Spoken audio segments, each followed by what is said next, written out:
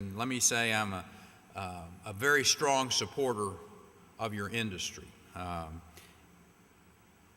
You make the difference in whether people live or die.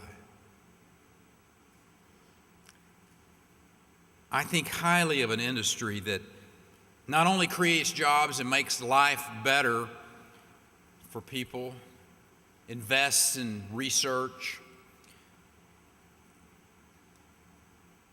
You work to make those products available to people all around the world with efforts like the Partnership for Prescription Assistance. Your products are an essential part of our lives, and I believe that this industry has a huge role to play in this state's future. When we look around and see what's happening in the world today, we realize that we are living in a time when the economy moves very quickly. It rewards innovators. The business as usual crowd gets left in the dust. That's why Texas has been so strong, I think, for many years. And you think back about the history of Texas, and our business leaders in this state have a history of seizing opportunities and taking advantage of them. Whether it's the energy industry that Texas helped develop, and we transformed a nation with that energy development. Think about the high-tech companies that have been developed here or have moved here, connecting people all around the globe. Texas has always been a leader. And when people come up to me, Billy, and they say, "Okay, Governor, what's next?" I happen to think that biotech is right at the very top of that list of what's the next big thing. I'm proud to say that Texas currently invests in basic biomedical research. We invest more money than all but 2 other states. But I am troubled with the fact that we rank near the lower part of the rankings when it comes to the commercialization of biotechnology discoveries. That's why I've been working so hard to leverage the remarkable research that occurs here, Dr. John, and our research institutions like MD Anderson. Rather than collect dust on a professor's bookshelf, those discoveries need to be fast-tracked towards testing, production, and use. That development track, from that eureka moment of discovery to the time a medicine is administered to a patient, currently follows a path that goes outside of the bounds of Texas, Dick, and it's done in other places because we have some critical gaps in our state's infrastructure. And when those ideas leave Texas, they take jobs and investment with them, and that's a situation that I'm planning on changing. Fortunately, we're moving closer and closer to our goal of moving drugs from the benchtop to the bedside, all within the borders of our state. One of our key tools in that effort is the Emerging Technology Fund. It was created in 2005. We've been using the ETF to stimulate the commercialization of university research. It provides that financial glue for partnerships between the public, the private, and the academic sectors, and it fills the gap in our biotechnology infrastructure. Roughly 45% of our ETF investments have been in the life sciences arena. So we're putting our money where the potential is. The ETF has also played a role in a broad range of new companies, including Halsa Pharmaceuticals and their search for an obesity cure. Diabetica Solutions, that's a company whose products are going to help prevent more than 2,000 diabetes-related amputations every year. And Nanospectra, that's a cancer therapy treatment that selectively kills solid tumors without significantly damaging healthy tissue.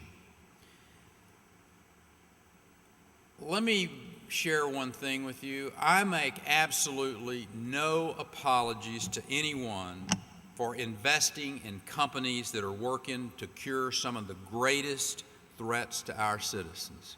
I apologize to nobody for that, Billy. Instead, I want to point out some of our key additions that we have made to our infrastructure over the last few years, additions that will move Texas to the forefront of this industry. This industry is being built on the foundation of our public universities, along with world-class research institutions. I've already mentioned MD Anderson, the University of Texas Southwestern in Dallas, right here in San Antonio, great Southwestern Cancer Institute. Matter of fact, MD Anderson is where you whipped cancer, Billy Tozen, and I know that, as you said, you're a born-again Texan, thanks to MD Anderson. See, that infrastructure is based on our state's bias for doing good, demonstrated by our citizens' commitment of $3 billion last year to find the cure for cancer. And I want to thank the members that are in this room, the members of this association who were so powerful in their support and assistance of Proposition 15. I know you're going to hear from Lance Armstrong in the latter days of the convention, and I'm sure he will talk about his work with that and his effort. The infrastructure that we've been building here includes the Texas Therapeutics Institute and its work in the discovery of first lead candidates. It's taken shape with addition of the best genomic discovery system at the Texas Institute of Genomic Medicine in College Station, where 90% of the known knockout stem cells can be found in the world. Speaking of College Station, it's also home for the Institute of Preclinical Studies, where more than 30 clients are already engaged in intermediate and advanced development. In short, our infrastructure is maturing and great research is happening.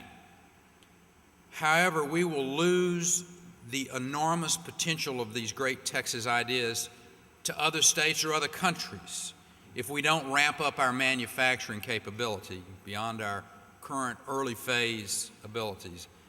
That's why we recently announced a $50 million Emerging Technology Fund investment in the National Center for Therapeutic Manufacturing. You know, for years, pharmaceutical companies had resigned themselves to the old model of dropping $1 billion on a building and manufacturing one product for 20 years.